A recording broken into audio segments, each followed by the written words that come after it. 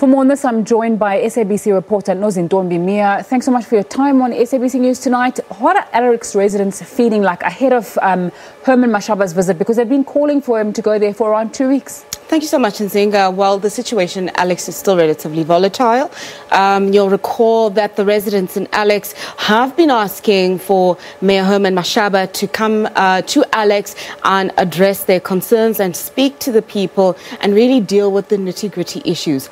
And it really isn't so much about the residents wanting the mayor to come to the township itself. It's about them wanting somebody from the city of Johannesburg, somebody in a position of authority that is able to provide change for them, to come there and speak to them and say, I am here in a position of authority, I can listen to your concerns, I can address your concerns, speak to me, let's see how we can deal with the situation going forward. So, Herman Mashaba is going to Alex on Monday, Monday evening at around 6 o'clock.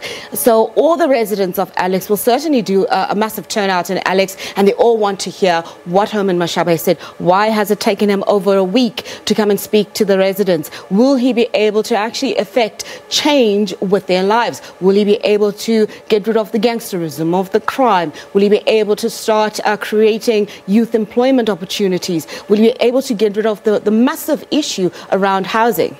We've also seen on that issue of housing, Pennyville residents saying that if they don't get title deeds and adequate housing, they're going to make voting problematic and they're going to shut down the area, as well as residents in Kagiso wanting electricity.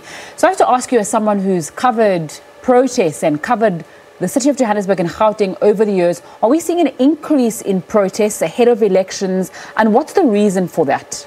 Well, Nzinga, I certainly think that we have seen an increase in protests as we head up to the elections. We've got just about a month before we head to the polls on May 8th. And in just this week alone, police have reported at least 10 protests just in Gauteng. Now, this is really worrying because police have had to deploy more resources to all the various communities that have been affected by service delivery protests. So as we get deeper and deeper into election season, residents are finding that they are seeing other communities broadcast on television, on newspapers, they're hearing it on radio, and they're seeing that those residents who go on protests are getting some sort of response, and they're thinking, well, hang on, this community has gone in a protest and all these government people have come in and have addressed them. Let's also put up issues first, and let's also blockade roads. Let's also protest for our issues to be concerned.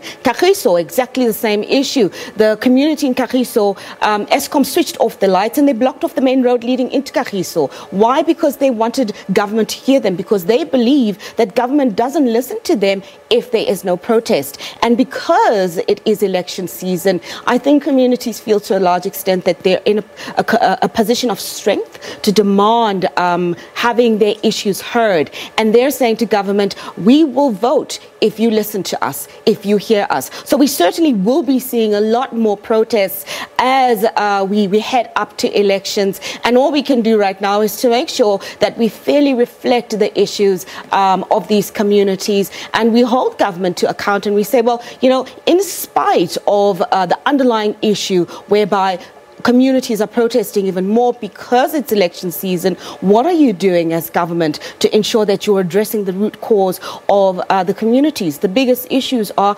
adequate housing. People want jobs. People want to make sure that they are living in safe environments. And what is government doing to address those issues? Nozintombi Miya giving us an update on the protests that are taking place around Gauteng, and look forward to tomorrow what's happening in Alexandra then.